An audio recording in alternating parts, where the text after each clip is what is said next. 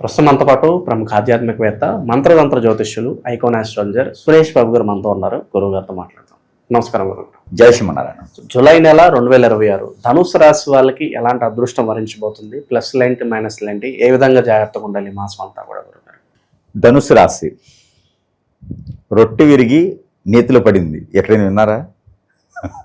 నేతిలో పడింది అంటే బాగానే ఉంటుంది, తినొచ్చు కదా. ఇంకా అలానే ఉంటుంది అనమాట. ధనుసు రాశి వాళ్ళకి కొంతమేర పర్లేదండి, అదృష్టం బాగానే ఉందనుకోవచ్చు. ఎందుకంటే గ్రహాలన్నీ కూడా మార్పు చెందాయి. ఇప్పుడు మిథున రాశిలో ఉన్నటువంటి గురువు కర్కట రాశికి వచ్చారు, కర్కట రాశిలో ఉన్నటువంటి శుక్రుడు సింహరాశికి వచ్చాడు, సింహరాశిలో ఉన్నటువంటి కేతువు కూడా మారుతున్నాడు, ఇటీవల మనకి మారిపోతున్నాడు.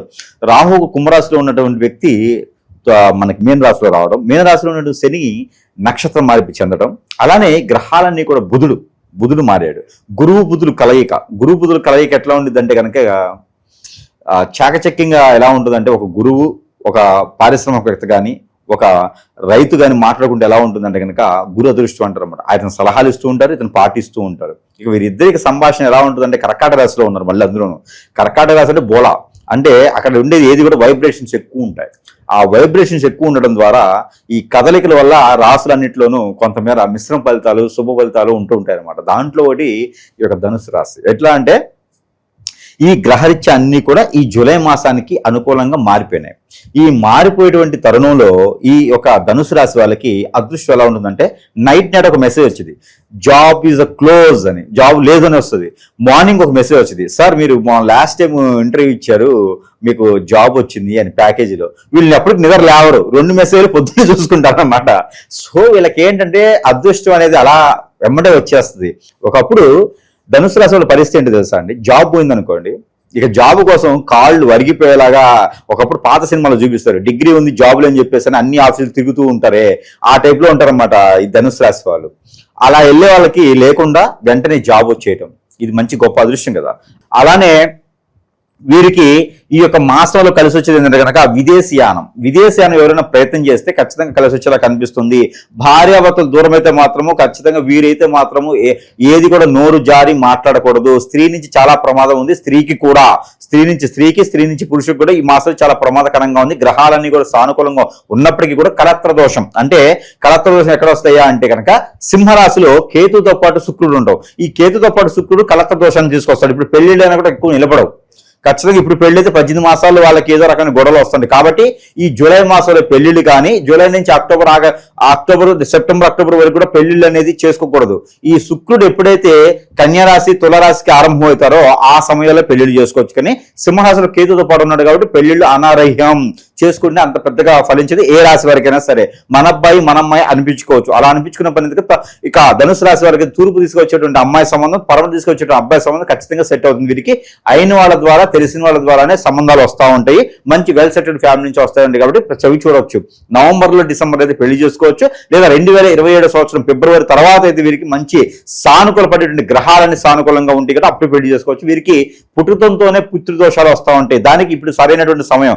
గ్రహాలన్నీ కూడా కర్కాటక రాశి నుంచి వీలుకొని ఉన్నాయి కాబట్టి గురువులు అలానే బుధుడు 2 కలిసి ఉన్నాయి కాబట్టి పితృదోషాలకి పరిహారం ఇప్పుడు చేసుకున్నట్టయితే కనుక త్వరగా ఉపశమనం దొరికేదానికి తర్పణాలు వదులుకుంటే చాలా అద్భుతంగా ఉంటుంది. అలానే వీరికి ఆరోగ్య సమస్యలు కూడా తీరేందుకు ప్రకృతి వైద్యం ఏదైనా చేయించుకుంటే చాలా అద్భుతంగా ఉంటుంది. ఇక జూలై మాసం మొత్తం కూడా వీరి కొత్త రకం వ్యాపారం మొదలు పెట్టేదానికి అనుకూలంగా ఉంది కాబట్టి చిన్న చిన్న పరిహారాలు కూడా చేసుకొని ఆ గ్రహాలన్నీ కూడా సానుకూలంగా మలుచుకునే దానికి అవకాశం ఉండాలి. అలానే వీరు స్ట్రెస్ కావచ్చు, వీరు 10 మందితో ఎక్కువ మాట్లాడలేరు, ఏ పనైనా చేయగలుగుతారు. ఒకటే టైంలో 2 రకాల పనులు చేయగలుగుతారు. మంచి నాలెడ్జ్ పర్సన్, ఎవరికి దగ్గర వీరు మంచి మెప్పు పొందేటువంటి అదృష్టం, అవకాశం, కొత్తగా వనరులు సృష్టించడం వీరు సాధ్యపడుతూ ఉంటుంది. అలాంటి ధనుసు రాశి వారికి ఎవరైనా సరే వీరి మంచితనము, చాకచక్యతనము, గొప్పత విశేషము, సహాయం చేసే గుణగణాలు అన్నీ ఉంటాయి కాబట్టి అందరిని దగ్గర చూసిన తత్వం ఉంటుంది. కాబట్టి వీరి పైన ఏదైనా హిప్నాటిజం, బ్లాక్ మ్యాజిక్, వశీకరణ, బాలముఖి, భానుమతి, యక్షిని, స్పిరిట్ లాంటివి ఏదైనా చేయించి అష్టదిబ్బందిని పాలు చేసి వీరు అనుకున్న పనులకు ముందుకు వెళ్లకుండా సాధించడానికి ఆటంకపడేలా కనిపించేలా చేస్తున్నారు. కాబట్టి ఆరు భార్య అయినా ఉండొచ్చు, భర్త అయినా ఉండొచ్చు, చెప్పలేం. ధనుసు రాశి వారికి ప్రతి ఒక్కరు శత్రువులానే ఉంటారు, శత్రువులు అవుతారు కూడా వీరి మంచితనాన్ని. కాబట్టి వారితో చాలా జాగ్రత్తగా ఉండాలి.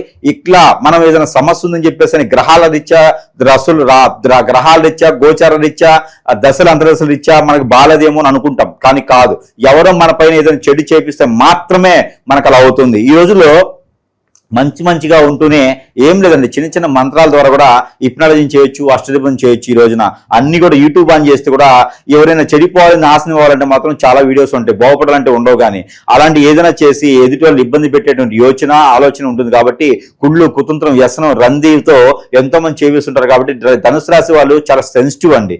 మాట పడరు, మాట అనిపించుకోరు, మాట అంటే ఒప్పుకోరు. ఎందుకంటే వాళ్ళు అలాంటి చేయరు కాబట్టి చాలా సెన్సిటివ్ గా ఉంటారు. కాబట్టి వారు ఏదైనా మాట అనండి ఇలా నరనరాలు పీక్కుంటూ ఉంటారు. నన్ను ఎందుకన్నారు, నేను ఏం తప్పు చేస్తాను అనుకుంటూ ఉంటారు. కాబట్టి అలాంటి వారు మంచిగా ఉండాలి, బాగుండాలి. కాబట్టి చిన్న చిన్న పరిహారాలు కూడా చేసుకుంటూ ఉండాలి, ఉపశమనం మాత్రమే. ఇంకా వారికి ఏదైనా జరిగింది అంటే మాత్రము ప్రపంచంలో ఉన్నటువంటి గురువులు అందరి దగ్గరికి వెళ్ళొచ్చు. అలానే వీడికి ఏదైనా లవ్ మ్యారేజ్ అయిందనుకో 9 ముక్కులా ఉంటుంది సంసారం. అలానే అరేంజ్ మ్యారేజ్ అయిందనుకోండి, అరేంజ్ మ్యారేజ్ చేసుకున్నా కూడా సంసారం అనేది కొంచెం ఇబ్బందికరంగానే ఉంటుంది. ఇటీవల 2-3 సంవత్సరాలుగా పెళ్ళినటువంటి ధనుసు రాశి వారు ఎవరైనా ఉన్నారు అంటే కనుక వారికి వీరికి సంసార ప్రకారంగా సుఖం ఉండదు. ఎప్పుడు కూడా స్ట్రెస్, ఇబ్బందులు ఇలాంటివి ఉంటాయి. అలాంటివి కూడా ఈ జూలై మాసంలో మరలా దగ్గర అవ్వడం, మాట్లాడడం, వారు మళ్ళీ దగ్గరికి వచ్చేదానికైతే అవకాశాలు ఉన్నాయి. దాంతోపాటు నేను ఒకటి చెప్పాలనుకుంటున్నది ఏంటంటే, ఈ సంవత్సరం అయితే కనుక ఎవరైనా ధనుసు రాశి వారు పెళ్లి చేసుకోవాలి అనుకుంటే కనుక ఖచ్చితంగా వద్దు అని చెప్తా. ఎందుకంటే గ్రహాలన్నీ చాలా అనుకూలంగా ఉన్నాయి. ఈ అనుకూలంగా ఉన్నప్పుడు పెళ్లి చేసుకోకూడదు, గ్రహాలు అనుకూలంగా ఉన్నప్పుడు పెళ్లి చేసుకోకూడదు. ఖచ్చితంగా సంపాదించుకోవాలి, ఖచ్చితంగా నిలబడాలి. ఒక స్థాయిలోకి వచ్చిన తర్వాత పెళ్లిది ఏముంది, 60 సంవత్సరాల పెద్దవారికి కూడా పెళ్లి అవుతుంది. కాబట్టి ఈ అవకాశాన్ని ఖచ్చితంగా సద్వినియోగం చేసుకుని ముందుకు వెళ్తే అందిపుచ్చుకోవడం తప్పితే అవకాశాన్ని విడనాడకూడదు. కాబట్టి ఈ జూలై మాసంలో వేసేటువంటి ప్రతి అడుగు కూడా ఆలోచించుకుని ముందుకు వేస్తూ సంపాదించుకునేటువంటి రంగాలు ఏవైతే ఉన్నాయో ఆ రంగాల్లో ముందుకు వెళ్తూ ఉండాలి. పెళ్ళైతే మాత్రం అక్కడే స్థితిలంగా ఉండాల్సి వస్తుంది. వీరేంటంటే చిన్న చిన్న విషయాన్ని సూక్ష్మంగా ఆలోచిస్తారు స్ట్రెస్తో. ఈ స్ట్రెస్ అయ్యారంటే ఆటోమేటిక్గా మజిల్స్ పెయిన్ వస్తుంది, గ్యాస్ట్రిక్ ట్రబుల్ వస్తుంది, బ్యాక్ పెయిన్ వస్తుంది, కూర్చునే బద్ధకం వస్తుంది, కోపం, చిరాకు అన్నీ వచ్చేస్తాయి. కాబట్టి ఇక రెండో పని ఏం చేయలేరు, కొట్లాడుకుంటూనే ఉండాలి. కాబట్టి అలాంటి సమస్యలు రాకుండా ఉండాలంటే పెళ్లి ఒకటి చేసుకోకుండా ఉంటే ఖచ్చితంగా వీరికి ఇబ్బంది లేకుండా ఉంటుంది. అలానే మంచి కంపెనీలు అండి చేతికి వచ్చేస్తాయి. ఎన్నో రకాలైనటువంటి సంపద వచ్చేటువంటి, వనరులు వచ్చేటువంటి అవకాశాలు చేదాకు వస్తాయి, జారిపోతూ ఉంటాయి. అలానే వీరికి ఎన్నో రకాలైనటువంటి శక్తియుక్తులు కలటువంటి వీరికి అవకాశాలు బాగా వస్తాయి. రాజకీయ పార్టీలో వస్తాయి, అలానే సెలబ్రిటీలుగా వస్తాయి, సినీ రంగంలో వస్తాయి, ఇంకేదన్నా వీరేదన్నా మంచి రంగాల్లో వెళ్ళాలని కూడా అవకాశాలు వస్తాయి. అవకాశాలు ఎక్కడి దాకా వస్తాయి అంటే చేదాకు వస్తాయి. చేదాకు వచ్చిన అవకాశాలు అందిపోతూ ఉంటాయి. వీరి ఆలోచన ఎలా ఉండదంటే చాలా గొప్పగా ఆలోచిస్తూ ఉంటారు. ఇది మనకి చేతికి అంతే బాగుండు కదా, ఇది వచ్చింది కదా అని. కానీ దాని దగ్గర అక్కడి వరకే, ఆచరణ వరకే ఉంటుంది. ఇవన్నీ కూడా ఏంటంటే వారిపైన గ్రహాల రీత్యా కూడా కొంత పోట్లాడుకుంటూ ఉంటూ చేదాకు వచ్చిన ఎందుకు పోతాయి అంటే కనుక, ఒకటి వీరి గోచార ప్రకారంగా ఏదైనా సమస్యలు ఉండటం, ఈ గోచార ప్రకారంగా ఏదైనా పుట్టినప్పుడు ఏదైనా పూజలు కానీ, హోమాలు కానీ, శాంతి హోమాలు కానీ చేయించకపోవటం ఒకటైతే. రెండోది కర్మలు, పెద్దలు చేసినటువంటి వీరు చేసిన పునర్జన్మ సుకృతం అనే కర్మలు వస్తాయి. మూడోది వీరి సంసార సుఖం కూడా ఎలా అంటే భార్య, లవ్ మ్యారేజ్ వీరికి జీవితంలో లేదు, లవ్ అనేది వీరికి సక్సెస్ అవ్వదు. అలానే పెళ్ళి అయిన వారు ఏం చేయాలి, పెళ్ళి అయిన వారు చేసేది ఏం లేదు, రాహుకి, కేతువుకి, గురువుకి, బుధుడికి జపం చేసుకుంటూ కూర్చోవాలి. స్ఫటికమాల అది ఎక్కడ తీసుకోవాలంటే సురేష్ గారి దగ్గర తీసుకుంటే మంచిది. సురేష్ గారి దగ్గర స్ఫటికమాల ఎందుకు తీసుకోవాలయ్యా అంటే, సురేష్ గారు ఆల్రెడీ ఆ పటికమాలలో పాజిటివిటీ చేసి మంత్రం చేసి మరీ ఇస్తారు. కాబట్టి స్ఫటికమాల సురేష్ గారి దగ్గర తీసుకుంటే పవిత్రంగా ఉంటుంది. కాబట్టి ఆ మాలతో జపం చేసుకుంటే కూడా ఖచ్చితంగా వారు అనుకున్నటువంటి పరిస్థితికి స్ట్రెస్ ఫీల్ పోకుండా, ఆ స్ట్రెస్ అనేది బయటపడేయకుండా ఉండేదానికి వాళ్ళు ప్రశాంతమైన జీవితం కొనసాగించడానికి బాగుంటుంది. అలానే కొత్తగా ఏదైనా వ్యాపారం చేయాలి అనుకున్న వారు కనుక merchant shops, super markets, department stores, అలానే ఫ్యాషన్ డిజైనర్స్ షాప్స్ కానీ, బట్టల షాప్స్ కానీ, వీరు ఏదైనా fancy shops, ladies emporium shops లాంటివి కూడా ఏదైనా ఆరంభం చేయొచ్చు, మొదలు పెట్టొచ్చు, ప్రారంభం చేయొచ్చు. ఒంటరిగానే చేసుకోవాలి. పార్ట్నర్షిప్ వ్యాపారాలు వీరికి పనికిరావు. అప్పు తీసుకొచ్చిన పర్లేదు కానీ పార్ట్నర్షిప్ వ్యాపారాలు పనికిరావు. వెళ్ళి అవ్వలేదు అంటే ప్రపంచంలో ఉన్నటువంటి దేవుళ్ళందరి దగ్గరికి వెళ్ళిన తర్వాత కాశీ వెళ్ళాలి. అది ఒకప్పుడు సిద్ధాంతం. ఈ రోజుల్లో ఫ్లైట్స్, ట్రైన్స్ ఉన్నాయి కాబట్టి కాశీ అందరూ వెళ్తున్నారు. కాశీ వెళ్ళేది ప్రయాణం ఇది కాదు. కాశీ అంటే అంటే ఇంక మనకి పుణ్యాలన్నీ పాపాలన్నీ ఇక్కడ అయిపోయినాయి. సి అంటే ఇక వెళ్ళిపోయింది, చూడు వస్తున్నాను దేవుడా అని చెప్పి చూడు అనమాట. సో ఇది కాశీ అంటే ఏంటంటే పెద్దవారు, ముసలివారు బాధ్యతలను తీసుకున్న తర్వాత ఇంక నాకు చాలు పుణ్యకాలం కావాలని చెప్పేసి కాశీ ప్రయాణం చేస్తూ ఉంటారు.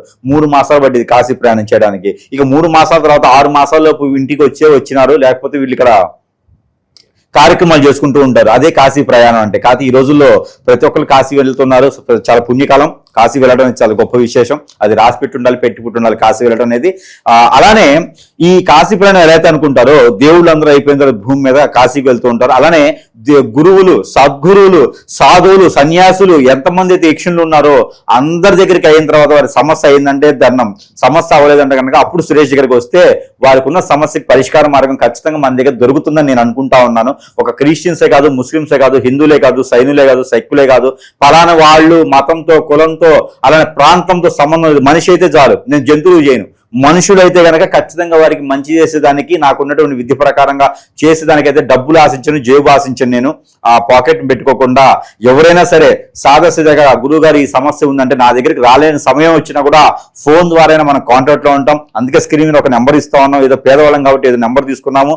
అలానే వారు వాట్సాప్ ద్వారా, కాలింగ్ ద్వారా సంప్రదిస్తే కూడా ఖచ్చితంగా వారికి అందుబాటులో ఉండేసి సరస్వైన ధరల్లోని వారికి ఎన్నో రకాల వస్తువులు కూడా మంత్రోచ్చారణ చేసి మరి వారికి చెంతకెచ్చే సదవకాశం కూడా మన దగ్గర లభ్యపడుతూ ఉంది. ఇటీవల పెట్రోల్ రేటు పెరుగుతూ ఉన్నాయి, డీజిల్ రేటు పెరుగుతూ ఉన్నాయి, అన్ని నిత్యావసర వస్తువులు పెరుగుతూ ఉన్నాయి. కానీ మన దగ్గర వస్తువులకు మాత్రము అదే విధంగా మనము ట్రావెల్ ఖర్చులు కూడా తీసుకోకుండా ఇస్తూ ఉన్నాం. కాబట్టి ఎవరికైనా కావాలంటే సురేష్ దగ్గర వస్తువు తీసుకున్నారంటే అదృష్టం ఉండాలనుకోవాలి ఎవరైనా సరే. ఎందుకంటే మనకి ఎన్నో చూస్తున్నాం. ఎంతో మందికి మనము సమర్పిస్తే కూడా ఎంతో మంది ఉపాధి అవకాశాలు పొందిన వాళ్ళు ఉన్నారు. వారి దరిద్ర రేఖలన్నీ కూడా దాటిన వాళ్ళు ఉన్నారు. ఇవన్నీ కూడా మనం చాలా మంది చూస్తూ ఉన్నాము. ఇవన్నీ కూడా దేవుడు ఇచ్చినట్టు మనకు ఆ ఒక కృపా కటాక్షాలు మన మీద ఉండడం వల్ల మనం ప్రజలకు మంచి చేయగలుగుతున్నాం. మనమేం దేవుళ్ళు అయితే కాదు, గురువులమే. కాకపోతే ఆ గంగిరెద్దుల్లా వేషాలు వేసుకున్నట్టు గురువులు అయితే కాదు. విద్య వచ్చినటువంటి గురువులను కాబట్టి స్వయంగా వారికి ఏది కావాలన్నా ప్రజలకు మంచి చేసేదానికైతే ముందుండే దానికైతే మనం ఉన్నాము. దాంతో పాటు దేవుడు అనుగ్రహం కూడా ఖచ్చితంగా కావాలి. ఇవన్నీ కూడా ఏదైనా మనకి సమస్య వచ్చిందంటే కనుక ప్రతి ఒక్కరు గుర్తుపెట్టుకోండి, మనకి జాతక ప్రకారంగా కాదు. మనకున్న సమస్యని ముళ్ళుతోనే తీయాలి. నాకు హిప్నటైజేషన్ చేశారు అనుకుంటే నేను పోయి యజ్ఞయాగ హోమాలు చేస్తే మనకు పుణ్యం వస్తుంది, కానీ మనకి క్రియ పోదు. కాబట్టి ఇది గమనించుకొని ప్రతి ఒక్కరు కూడా సంప్రదిస్తే వారికి సమస్యకి పరిష్కారం దొరుకుతుంది మన దగ్గర నేను అనుకుంటా ఉన్నా. వాళ్ళు కూడా చూసుకోవాలి. అలానే వీరు దేవుని అనుగ్రహం కన్నా ముందు వీరికి ఈ మాసం మొత్తం కూడా కలర్ కలిసి వచ్చేటువంటి కలర్ ఏదైనా ఉందంటే కనుక బ్లూ కలర్ బాగా అద్భుతంగా కలిసి వస్తుంది.